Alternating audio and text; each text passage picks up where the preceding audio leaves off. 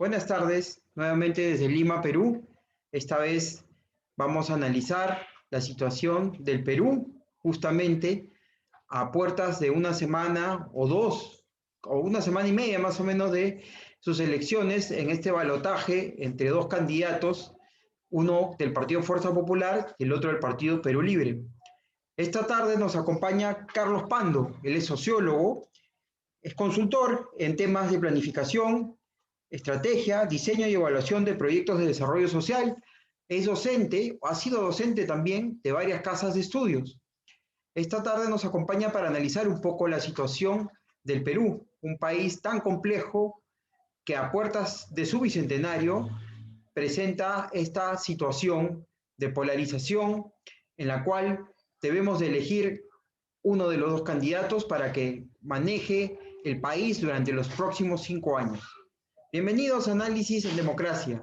Esto está por empezar. Buenas tardes, amigos. Bienvenidos, como les dije, a Análisis en Democracia. Esta noche estamos con el sociólogo Carlos Pando.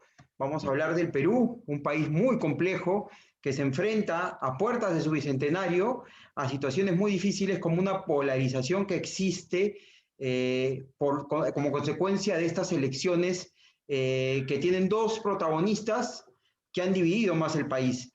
Carlos, buenas noches.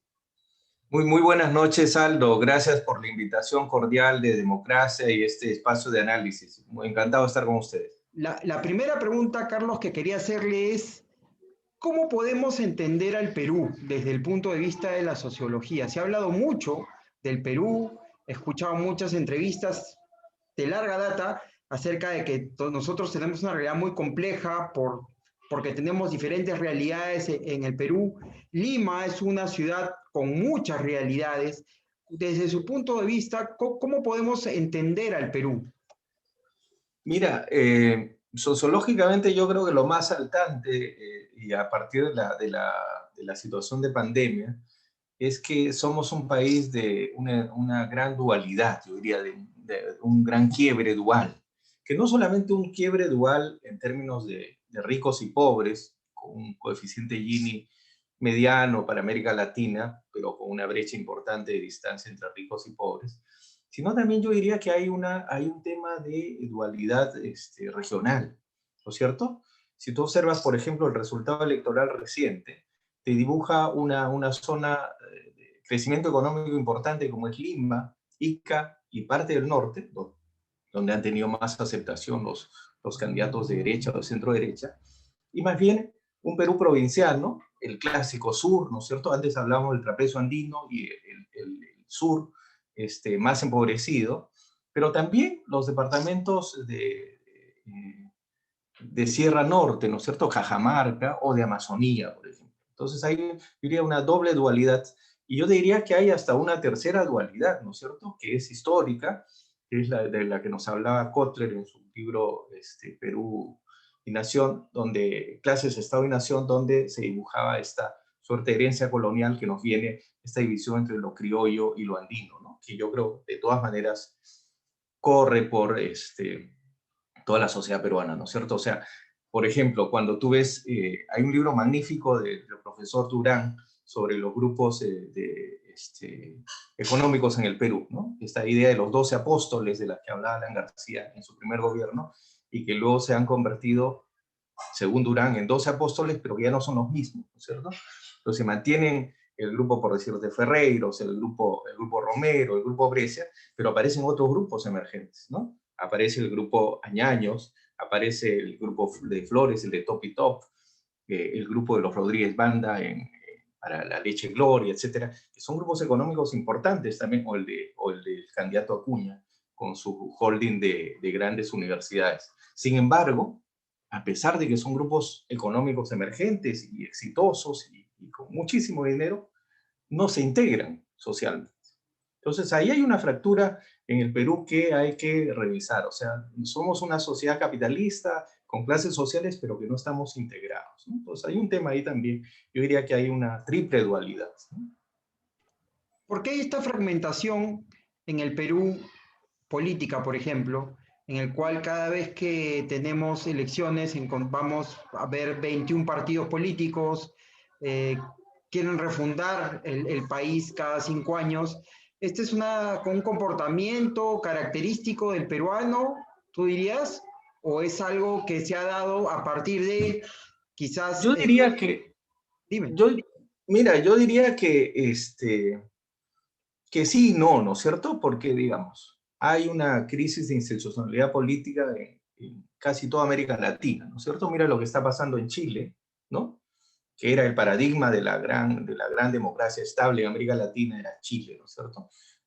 Digamos, la concertación nacional post-Pinochet, ¿no es cierto? Esa alianza de democracia cristiana con el Partido Socialista y algo del PC, y los partidos de derecha, ¿no? Los Renovación y UDI, en el caso de la derecha chilena, ¿no es cierto? Y eso le da estabilidad al modelo. Ahora esto se ha caído, ¿no? Mira el resultado de las últimas elecciones, un mar de independientes en la constituyente, eso era impensable para la Chile de hace 5 años, o 3 años siquiera, ¿no es cierto? Entonces hay crisis en varios países de América Latina, no solo en el Perú. Yo creo que hay una crisis del sistema de partidos en el Perú mucho más profundo, ¿no es cierto? No podemos hablar de un sistema de partidos en el Perú ahora, ¿no es cierto? Mira el resultado electoral de la primera vuelta, ¿no es cierto? O sea, nosotros en los 80 teníamos mal que bien un sistema de partidos. O sea, tú podías decir que a la derecha tenías el PPC y entonces Acción Popular, ¿no? Giraba a la izquierda, pero digamos, en el centro, centro izquierda tenías al APRA y en la izquierda tenías a la Izquierda Unida Marxista. Entonces tenías un referente claro. Para mi generación era clarísimo las posiciones políticas posibles, ¿no? Luego eso se cae, ¿no es cierto? En los 90, con Fujimori ya es el primer anuncio de que el sistema de partidos está en crisis.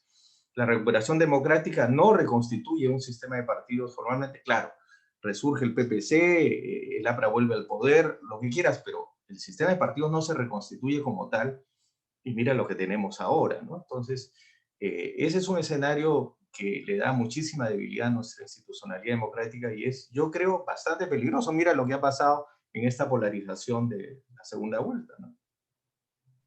¿Y cómo puede usted, digamos, hacer una lectura de lo que ha pasado en la primera vuelta, en el sentido de que, por un lado, teníamos unas encuestas que nos decían una cosa, pero en el Perú profundo salió otra cosa, que es el partido de Perú Libre, el profesor Castillo?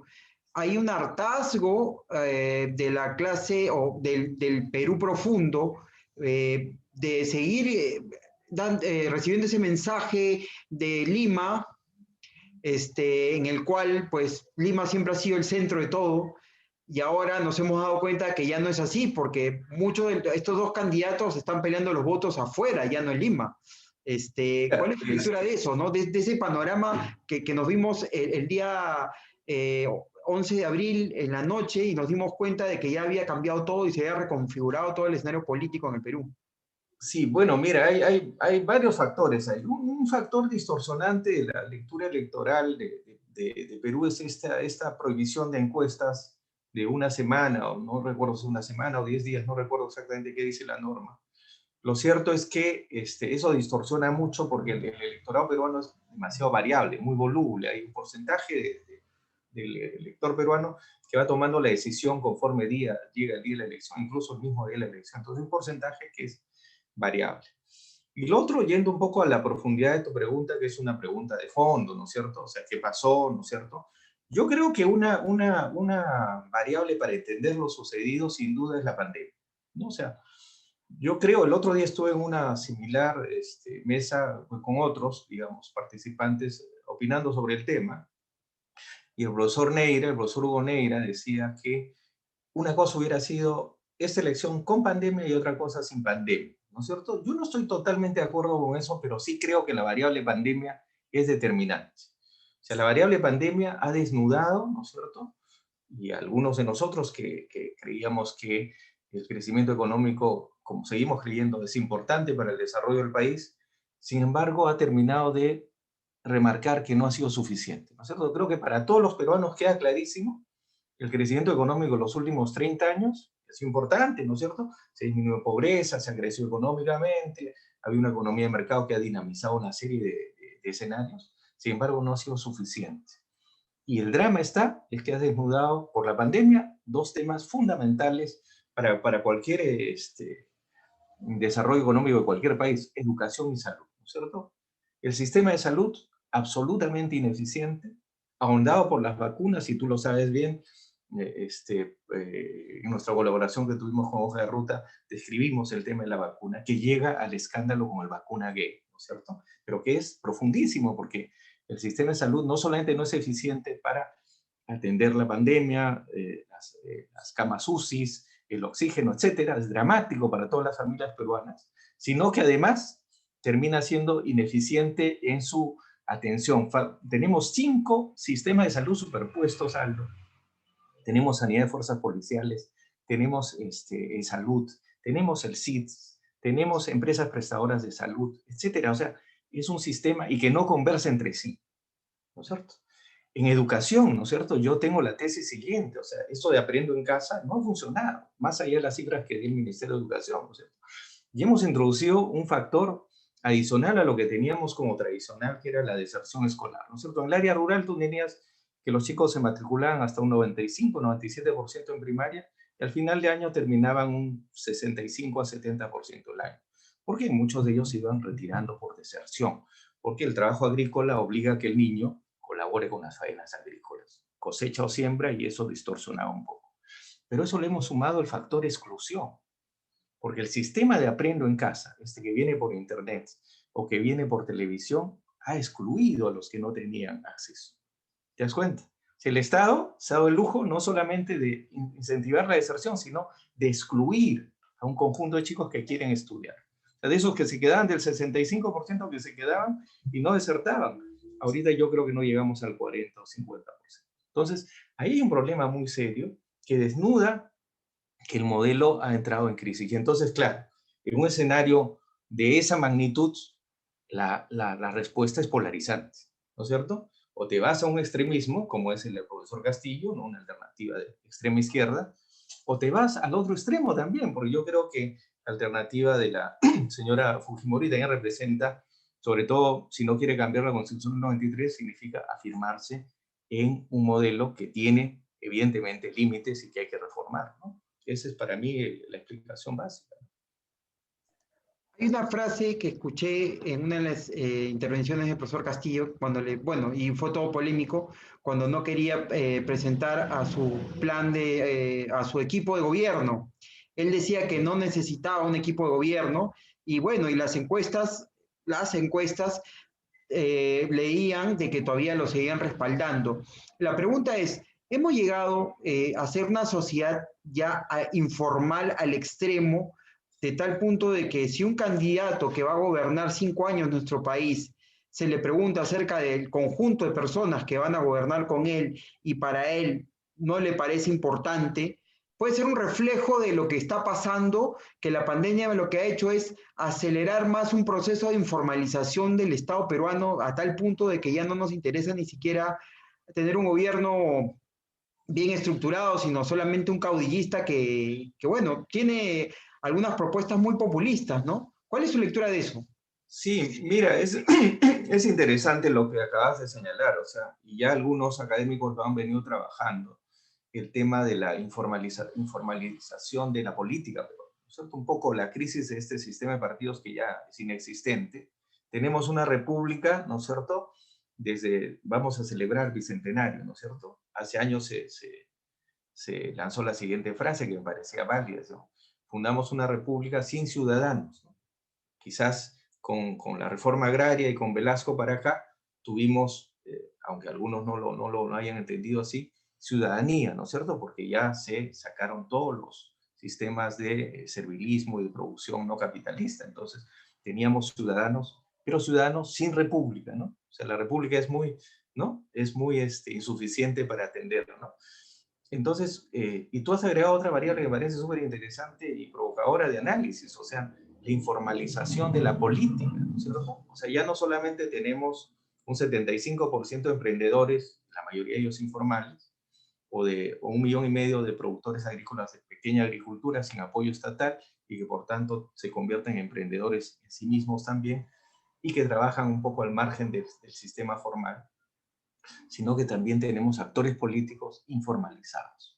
Y tú has descrito bien lo de Castillo, Mira, yo no, por diversas razones no tuve oportunidad de ver directamente el debate técnico, pero por lo que he leído después y lo que he escuchado y he tratado de escuchar los videos, evidentemente se nota, ¿no es cierto? Se evidencia ahí, por lo menos en ese grupo, que el tema de la improvisación en el equipo y en la gestión pública es altísimo, ¿no es cierto? Entonces, ahí hay una alerta muy grande. ¿Y por qué la gente está votando aparentemente mayoritariamente? Veremos todavía qué pasa el 6 de junio. Es que no le está importando esa variable, ¿te das cuenta?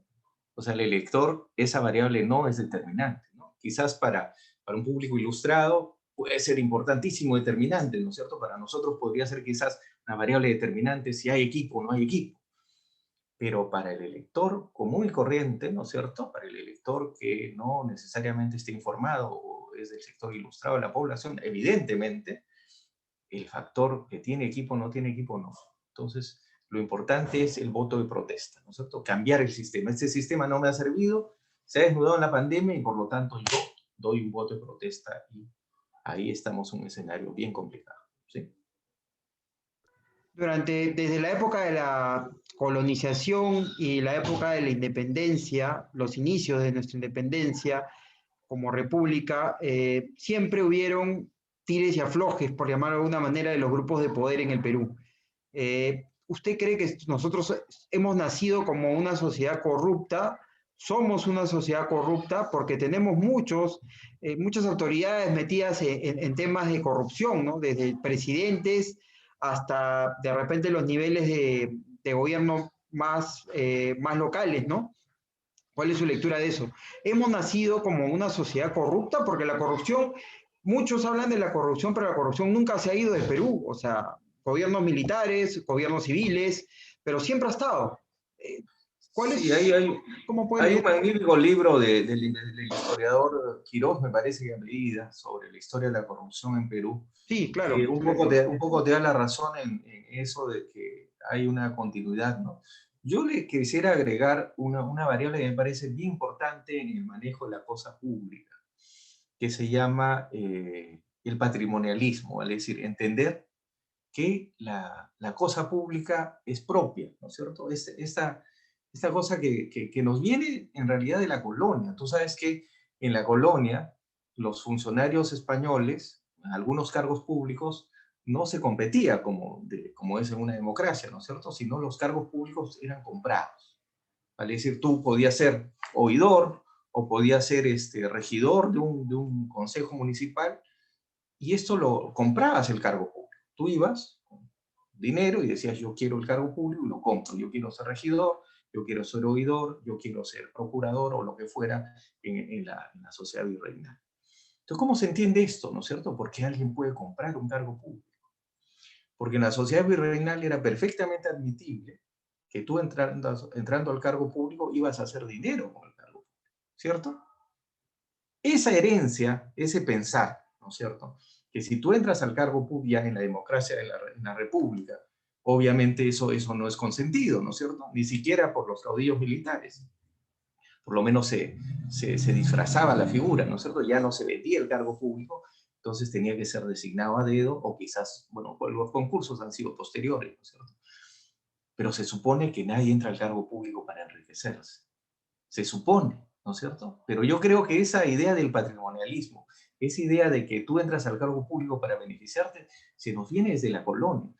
A ver, ¿cómo te explicas que un funcionario público entra a un puesto público y resulta que tiene a su disposición 2 o 3 vehículos y resulta que le da un vehículo a la mamá para que vaya al mercado y el otro manda a sus hijitos, con el otro chofer manda a sus hijitos al colegio? Esa sola concepción, ¿no es cierto?, te está diciendo que está creyendo que el cargo público es de su propiedad, que los coches son de su propiedad, ¿no es cierto? Y entonces puede llevar también la laptop a su casa y se la deja al hijo para que la use, ¿no es cierto? Le estoy diciendo cosas menores, ¿no? Cosas cotidianas, ¿no? Si eso lo sumas a la idea de que el cargo público te puede dar beneficios, entonces en cada contrato ese funcionario está pensando que puede tener una parte de lo que significó la negociación, que es una negociación de un bien público. Entonces, ahí hay una distorsión muy grande en la mentalidad del funcionario. Ahora, yo te digo, ¿Es solo un problema del presidente, el ministro y los gobernadores o los jefes de la Fuerza Armada? ¿O es que también hay la misma mirada en el policía o en el enfermero? O sea, ¿qué está pasando con esas vacunas que están desapareciendo? ¿No? Entonces, ¿qué está pasando ahí? ¿No es cierto? O sea, hay una idea de patrimonialismo también, entonces me agarro unas vacunas y yo las comercializo. Y supongo que las que necesitan alta refrigeración no se puede hacer eso, pero en las otras sí. Entonces, te das cuenta, o sea, hay una idea de patrimonialismo que lamentablemente está muy metido en la sociedad peruana. Y yo diría que no solamente en los altos niveles, ¿sabes? Yo diría que corre toda la sociedad peruana y eso, ahí habría que hacer un ejercicio de sinceridad, ¿no? De sinceridad, ojalá porque normalmente se dice solamente la clase política o solamente los empresarios están involucrados. Miremos también los sectores medios y miremos a los sectores populares, ¿no es cierto? Al policía, al maestro, por ejemplo, de aula rural que recibe una dádiva para pasar de año al chico que no lo merece, ¿no? Entonces, ahí hay un tema que hay que entrar con mayor profundidad, ¿no? Nadie se atreve, ¿no? ¿Sí? Bueno, he escuchado muchas veces que se habla acerca de que el tejido social en el Perú está totalmente destruido, muchos dicen. ¿Usted qué opina sobre esto? ¿Tenemos un tejido social destruido, como dicen, con una sociedad que no tiene valores, con una sociedad que ha aprendido a ver por los medios de comunicación la corrupción que hemos hablado ahorita y le parece normal? Ya a lo que me refiero más es al ciudadano a pie, ¿no? Al que el día a día va a su trabajo, puede de repente lo para un policía, que es lo más típico, y le da una dádiva para que lo deje tranquilo. Y así, pequeños actos de corrupción. Uno, dos. Eh, Vemos, digamos, asesinatos de niños, o sea, una sociedad totalmente desvalorizada y con un tejido social que ya no existe. ¿Somos ese tipo de sociedad? ¿Hemos llegado a eso en el Perú? Mira, yo te diría, para matizar, porque hemos hablado un poco en profundidad del tema de corrupción, yo te diría que existe ese tema de corrupción y evidentemente está ahí en los niveles, yo me ratifico en lo dicho, pero también hay un país sano, ¿no es cierto? Hay un país, como tú has escrito bien, el ciudadano que trabaja, tiene su familia y quiere salir adelante, ¿no es cierto? Y que nosotros debemos pensar que la mayoría de los peruanos están en esa línea, ¿no es cierto? Y en los diferentes ámbitos, ¿no es cierto? En el ámbito urbano, en el ámbito rural. De manera que yo, por ejemplo, a ver, mira, yo creo que este tema del emprendedurismo es un tema que tiene su lado altamente positivo, ¿no es cierto? El Perú, después de la crisis de los 80, ¿no es cierto? Y con esta nueva constitución del 93, que yo insisto hay que reformar, sin embargo, ha tenido su lado positivo, ¿vale? Es decir, ha generado grandes desarrollos macroeconómicos, pero también grandes desarrollos microeconómicos, ¿cierto? Hay un emprendedurismo muy fuerte en el Perú, ¿no es cierto? Hay lugares emblemáticos que todos conocen, ¿no es cierto? Gamarra se desarrolló fuertemente, en Trujillo el Porvenir, en esto del calzado, etcétera. Hay lo que se llama clusters, ¿no es cierto? Lo que se llama distritos industriales, ¿no es cierto? Que han desarrollado fuertemente y han logrado grandes niveles de acumulación o medianos niveles de acumulación. Y ahí hay un valor, yo creo, acumulado ahí que vale la pena resaltar. Otra cosa interesante de la población peruana, vale la pena de esta población que emigró y que no logró empleo y que se autogeneró su empleo, es la autoconstrucción, que tiene evidentemente grandes deficiencias, ¿no es cierto? Ojalá no nos pase un gran terremoto, pero que también tiene un mérito enorme, ¿no es cierto? O sea, la población migrante desarrolla la ciudad en la que vivimos, Aldo, en Lima, ¿no es cierto? No es la Lima que conocieron nuestros abuelos, ni siquiera nuestros padres, si fueron o no migrantes, no lo sé. Lo importante es que ahora tenemos una ciudad que ya no es de cono siquiera, ¿no? Lima Norte, Lima Sur, Lima Este. La mayoría de los migrantes se han asentado ahí y han construido ciudades alrededor de Lima y han enriquecido cultural y popularmente la ciudad. De manera que ahí también hay valor agregado que yo lo resalto. O sea, yo te diría, para responder tu pregunta, yo diría sí y no, ¿no es cierto? yo creo que en general en la sociedad peruana hay esa dicotomía también, ¿no es cierto? Hay emprendedores, hay gente que construye su ciudad, que se desarrolla, que está por su trabajo, que está por su familia, y hay también conductas marginales. Convivimos con ambas cosas, ¿no? ¿Qué es lo que prima? Yo creo que ese es el arte que hay que desentrañar, ¿no? Hay que descubrir. Y también podríamos decir que convivimos, o mejor dicho, somos un país que le gusta estar a la izquierda o a la derecha, hablando ideológicamente. Hemos tenido muchos gobiernos militares, hemos tenido muchos gobiernos civilistas. Mucha gente dice que el Perú es un país que le gusta la mano dura. Hemos tenido dictadores, gobernantes que han, digamos, administrado el país de una manera muy férrea. ¿Usted diría que el Perú es un país de izquierdas o de derechas? Así a través de la historia, ¿no? Como lo hemos visto. No, mira, voy a llegar a lo que planteas al final, pero me parece bien interesante la introducción que has hecho de esto de la línea dura, ¿no es cierto? Yo creo, mira, introduzco un concepto para el debate, que es, yo creo que lamentablemente no sabemos todavía vivir en democracia parlamentaria, ¿no es cierto?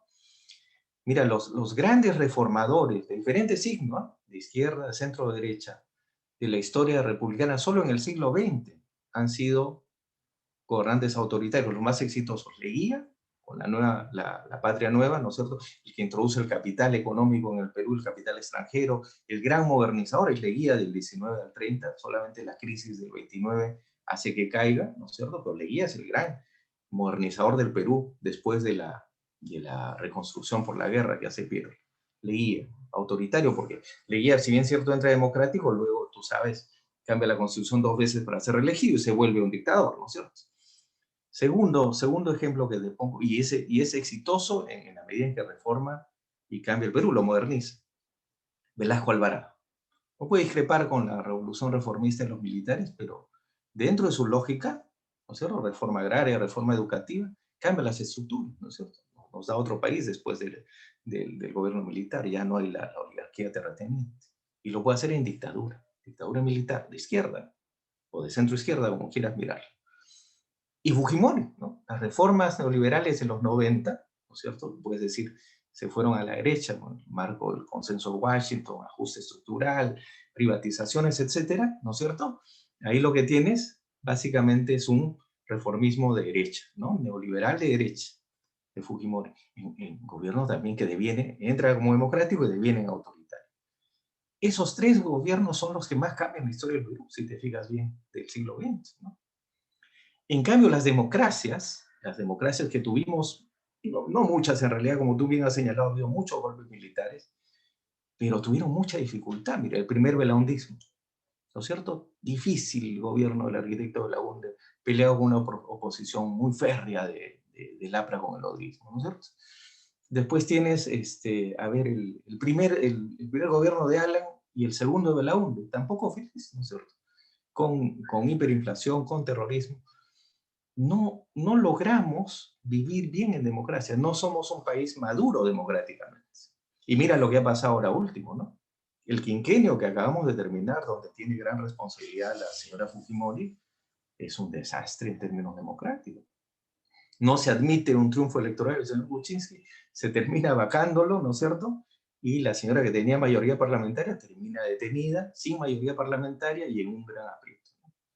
No sé qué pasará este 6 de junio, de repente sea su oportunidad, pero como desempeño, como gestión política, muy ineficiente la señora Fujimori en el quinquenio que termina, ¿no? ¿Sí? El presidencialismo como sistema de gobierno, ¿usted cree que necesita reformarse? Porque si nos damos cuenta, la figura del presidente en los países de Latinoamérica, hablando un poco más allá de Perú, Sí, sí, claro. recae mucho en el poder, ¿no? O sea, son personajes muy poderosos, tanto así que tienen el Congreso o el Parlamento tiene que consensuar con el presidente para poder llegar a emanar leyes, por ejemplo, porque el presidente tiene que firmar la ley. ¿Usted cree que el presidencialismo como tal, como sistema de gobierno, tiene que reformarse porque hemos visto, yo por lo menos me he dado cuenta de que hay mucho caudillismo dentro de América Latina. Hemos tenido en Correa, en Ecuador, bueno, lo que ha pasado en Bolivia, bueno, lo de Venezuela, vamos más allá, Nicaragua y así. ¿Usted cree que el presidencialismo ha sido una puerta abierta para muchos dictadores para poder llegar a hacer lo que quieren en el poder? ¿Y hay que Sí. reformar un poco ese sistema de gobierno?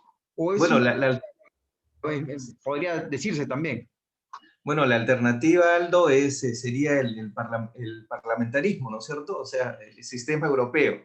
Es bien difícil, mira, los académicos han escrito fuerte sobre eso hace 20 o 30 años. John Linz, por ejemplo, es uno de los grandes académicos que discute sobre la posibilidad de que América Latina debió pasar a tener gobiernos parlamentaristas y no presidencialistas, ¿no? Nosotros tenemos el modelo americano, ¿no es cierto?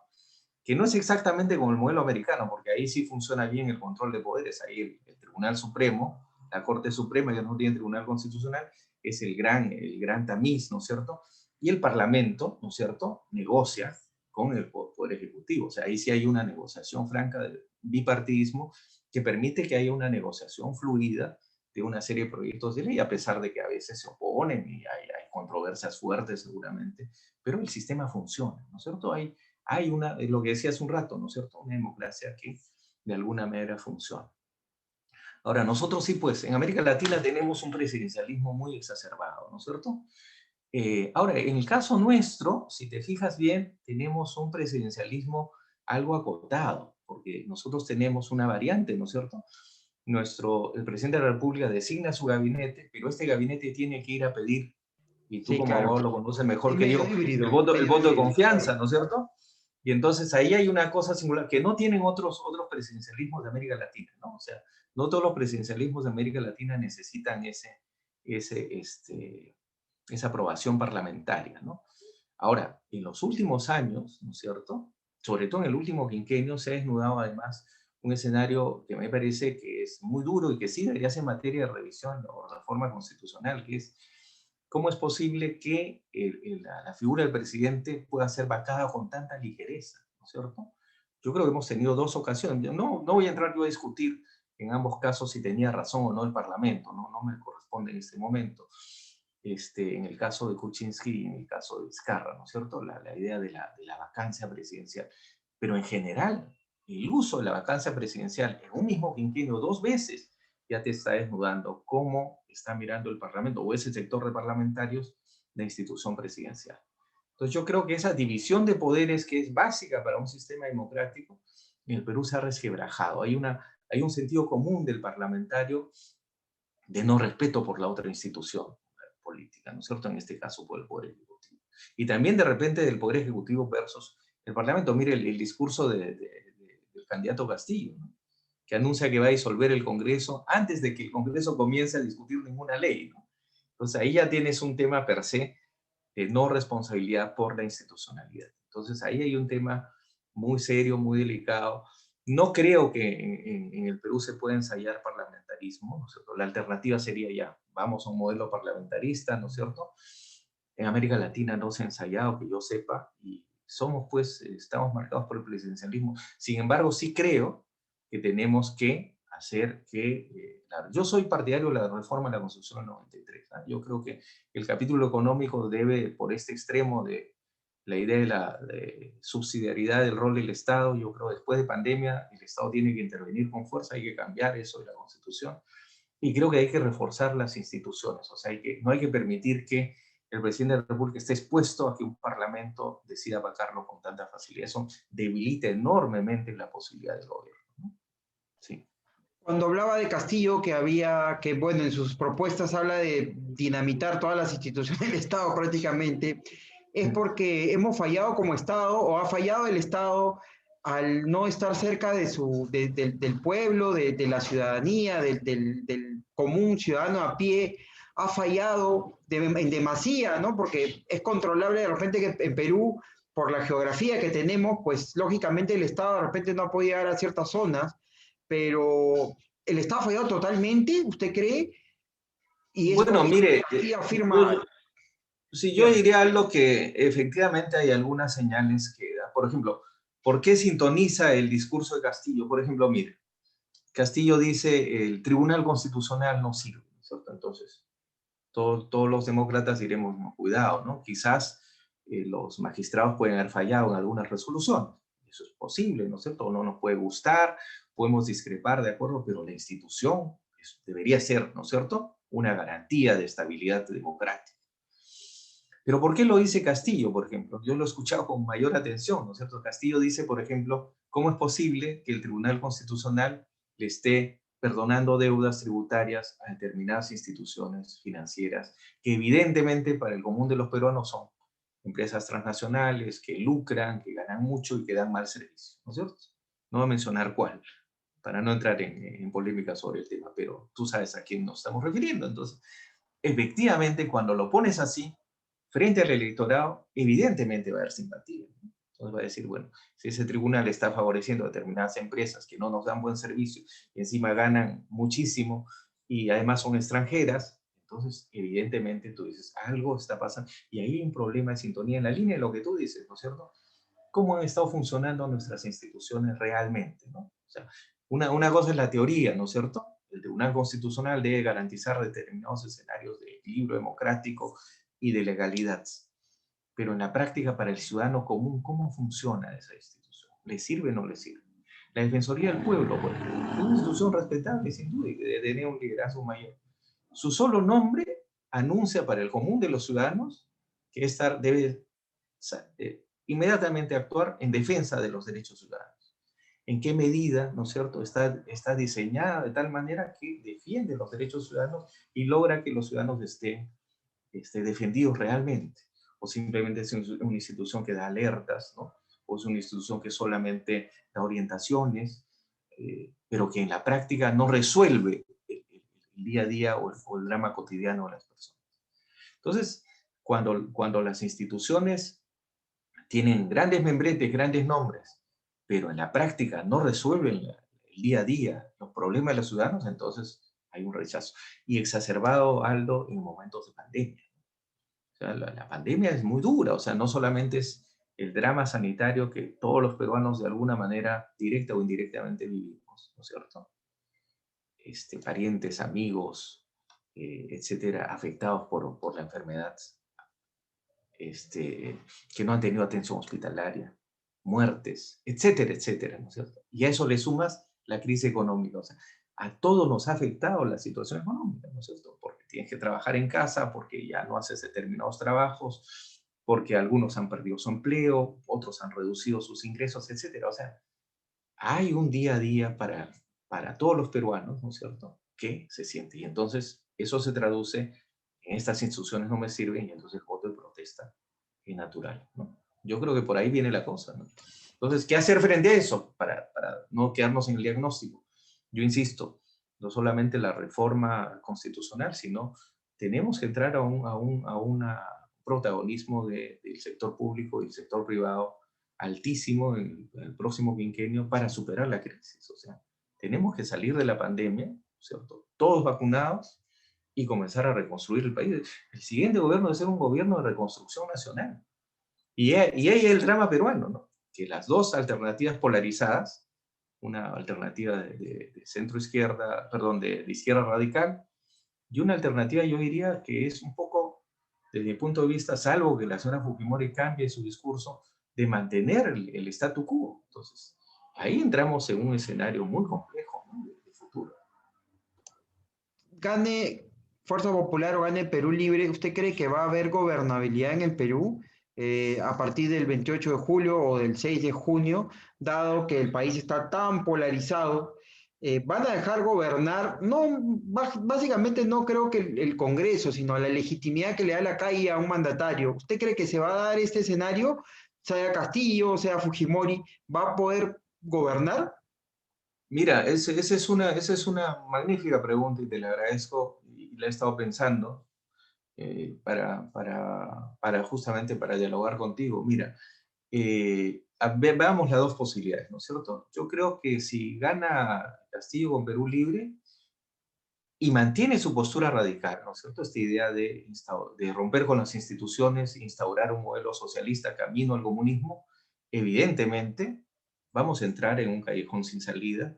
Primero porque en el Parlamento tienes un Parlamento de centro-derecha, ¿no es cierto? Si tú sumas los votos, los de Fuerza Popular más los de Avanza País, Renovación Popular, si eso le sumas una fracción de Acción Popular y de Alianza para el Progreso, solitos son mayoría.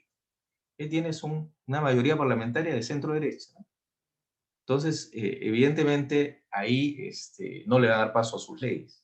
Cierra el Congreso y entra en conflicto de institucionalidad, ¿no es cierto? Cierra el Tribunal Constitucional, peor, ¿no es cierto?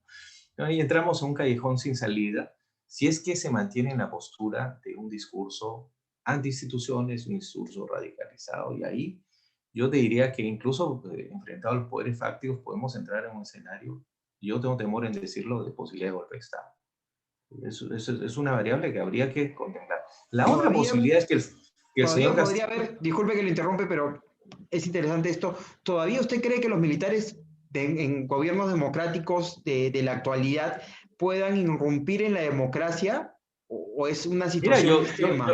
yo creo que en una situación de extremo, sí, o sea, es perfectamente posible, es más, alentado por determinados sectores, ¿no es cierto? Podría ser eso perfectamente posible. Ahora, la otra posibilidad del gobierno del perdón, del profesor Castillo, sería que más bien se corra un poco del extremo izquierdo a una izquierda más moderada, ¿no es cierto? Y entonces trate de hacer un gobierno dialogando con el Parlamento, haciendo algunas reformas, ¿no es cierto?, de izquierda, de centro izquierda, pero gobernando en democracia, ¿no es cierto? Y eso sí sería un gobierno posible, ¿no es cierto?, haciendo unas reformas constitucionales y haciendo un gobierno con mayor énfasis de la gestión pública. Y eso no me parecería a mí terrible, me parecería una posibilidad perfectamente factible, más aún en un escenario de pandemia, ¿no? El Pero reformar, tendría que entrar en una corrida hacia el centro, ¿no es cierto? ujú, Y yo no sé si su partido, sobre todo el señor Cerrón, se lo permitan en términos prácticos y en términos ideológicos. Ahí yo creo que habría una dificultad y probablemente una ruptura, ¿no? Quizás claro. tendría que correrse hacia el sector de Verónica Mendoza y la tecnocracia, digamos, la Eh, tecnocracia de izquierda caviar, digamos, sería eso una Cuando posibilidad habla también. usted, Carlos, de reformar o cambiar la Constitución, porque estamos hablando, bueno, claro, mucha gente habla y el mismo Castillo dice hay que cambiar, hay que llamar a la constituyente. A veces da el mensaje de que él no va a gobernar hasta que no haya constituyente y cambien la Constitución, ¿no? Porque son 2 años más o Claro, menos yo creo, este proceso. yo, Entonces, ¿es reforma o es cambio? Claro, yo creo que ese es el dilema, ¿no es cierto? Y ahí, mira, quizás eso marque hacia dónde vaya Castillo si gobierna, ¿no es cierto? Si él gana la elección, si se mantiene en la óptica de hacer un camino hacia el socialismo radical, ¿no es cierto? Va a querer una asamblea constituyente y cambiar totalmente el orden de cosas. Y eso va a ser una señal, ¿no es cierto? Clara. La otra posibilidad es que intente, como te digo, correrse hacia el centro, centro-izquierda, y haga reformas de la Constitución. Y entonces estamos en otro escenario, ¿no es cierto? Serían, yo diría, dos señales clarísimas de qué estilo de gobierno quiera tener. Pero pongámonos en el otro escenario, el de la señora Fujimori. La señora Fujimori, si se mantiene, hasta ahora yo no le he escuchado un intento de reforma de la Constitución del 93, ¿no? Es más, ellos son los autores de la Constitución del 93. Recuerda que la Constitución del 93 surge porque se lo exigen los organismos internacionales al ingeniero Fujimori en su momento, convoca el mal llamado Congreso Constituyente Democrático y sacan esta Constitución, que es la que nos gobierna y que es un referéndum no sé qué tan legítimo es la que finalmente termina siendo la constitución que nos ha regido durante estos años, estos 20 años. Entonces, la constitución del 93 para el fujimorismo aparentemente parece ser letra sagrada e inconmovible. Yo creo que si entran en esa línea y se mantienen con ese escenario normativo y no introducen reformas, yo creo que van a tener lo que tú dices bien, ¿no? Sobre todo la calle encima. O sea, digamos, o sea, si gana la elección Keiko Fujimori va a ser por un porcentaje muy pequeño. Vas a tener medio país que votó por la otra alternativa. Y la otra alternativa era cambio, y cambio radical, ¿no es cierto? Entonces vas a tener muchísima conflictividad social. Entonces, salvo que la señora Fujimori pragmáticamente haga un gobierno también corrida, ¿no es cierto?, ya de la derecha al centro, y comience haciendo reformas, ¿no es cierto?, permita que el Estado intervenga con mayor fuerza y haga que el capital también se subordine a determinadas reglas a favor de los sectores mayoritarios. Entonces, yo creo que por ahí podríamos tener una salida, o sea, que ambos se corran, uno a la derecha y el otro a la izquierda, y entonces tendríamos una mejor alternativa. Pero si se mantienen polarizados como están ahora, y ahí va tu pregunta, ¿no? El tema de gobernabilidad es bastante complejo para el próximo quinquenio, en ambos casos, ¿no? Sí. Ya para ir cerrando la entrevista, Carlos, Sí, dime. la última pregunta es, ¿qué va a pasar a partir del 6 de junio con el sistema de partidos en el Perú? Ya que prácticamente todos han perdido su inscripción, algunos se han acoplado a Castillo, los otros Fuerza Popular, entre comillas, el partido, estos dos partidos son orgánicos, ¿no? Han tenido una estructura ordenadita, con militancia, con comités, con todo, ¿no? Es una nueva era en la política peruana a partir del 6 de junio, porque prácticamente los partidos tradicionales, PPC, Partido Aprista, bueno, son los dos más tradicionales. Acción Popular, bueno, Acción Popular no ha perdido la inscripción, pero son partidos que ya, bueno, se han desgastado políticamente y mucha gente no les cree. Lo que pasó con Acción Popular en la última elección municipal, que sacó, bueno, tuvo la oportunidad de hacer un gran gobierno municipal, pero no hizo nada, ¿no? Entonces, ¿es la nueva era, el recambio político en el Perú o todavía no podemos especular ese tipo de escenarios? Mira, no lo sabemos realmente, ¿no? No lo sabemos. Lo que sí es interesante de este nuevo escenario político es que yo rescataría lo siguiente, que vuelve la política, la discusión en términos de protagonismo político, vale decir, mira, hasta antes de esta elección, ¿no es cierto? Incluso algunos analistas o alguna gente decía, bueno, es más de lo mismo, ¿no es cierto? O sea, competían los grupos políticos sin que hayan opciones de izquierda, de centro o de derecha.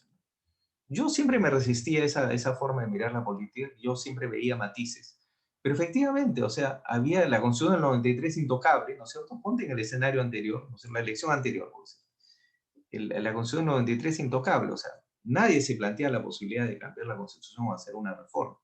Entonces competían entre grupos que estaban compitiendo por la administración de la cosa pública, de la gestión pública, pero eran matices, ¿no es cierto? ¿En qué se diferenciaba finalmente la administración del señor Kuczynski de la señora Fujimori en la última elección? ¿No es cierto?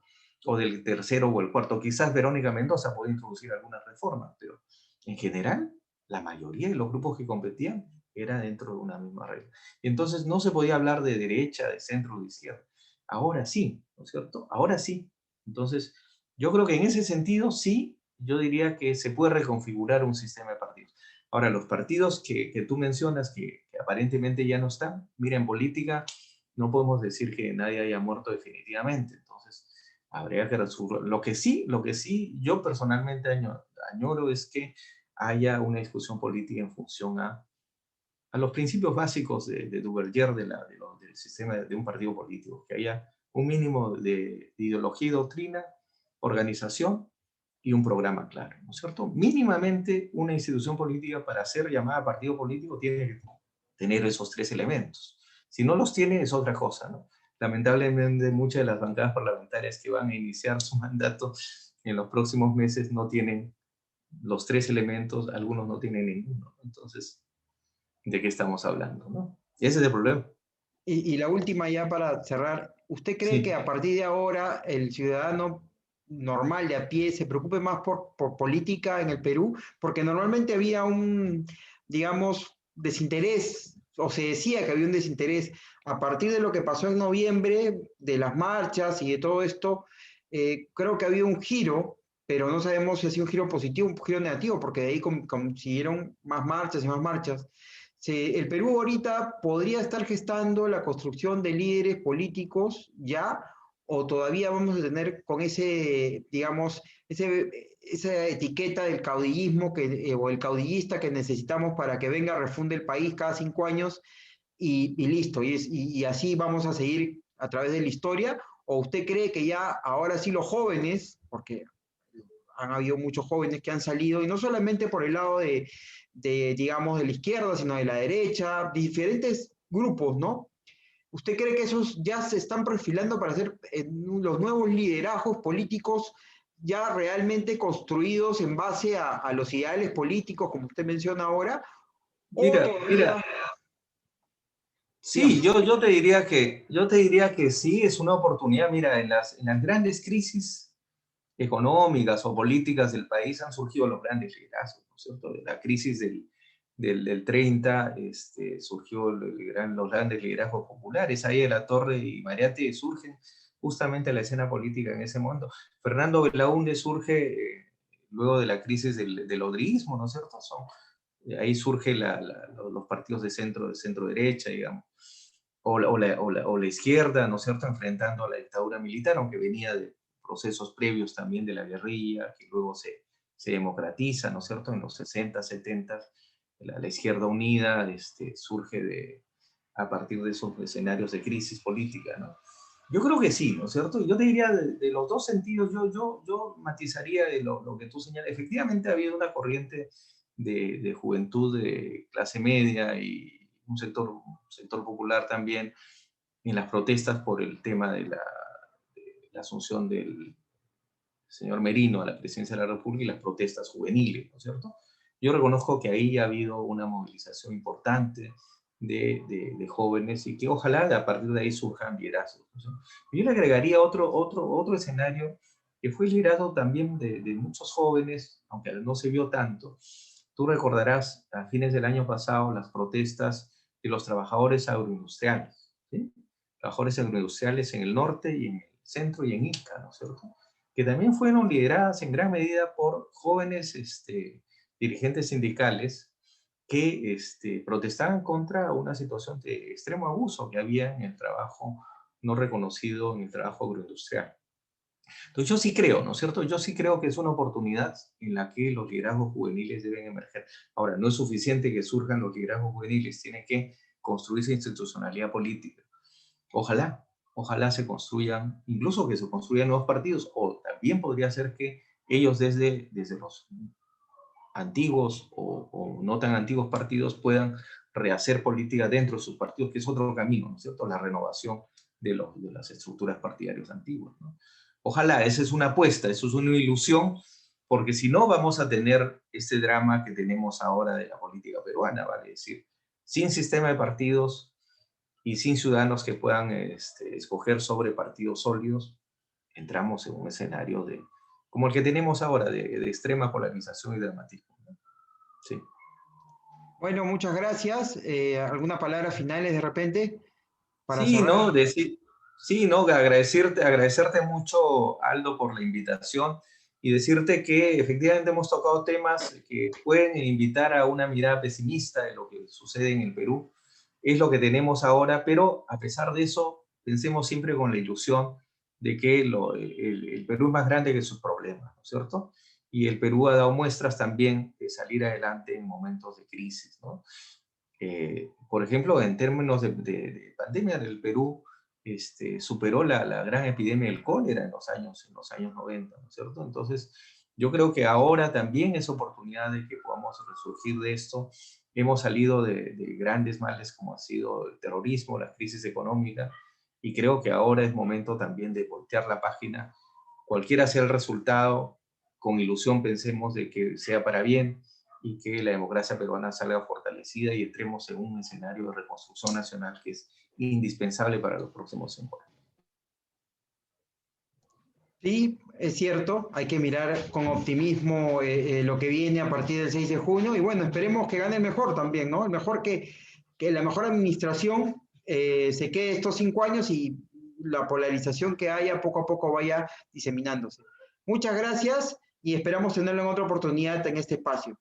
Buenas No, noches. por supuesto, cuando nos Gracias. inviten estaremos atentos. Hasta luego, Gracias. Aldo. Buenas noches.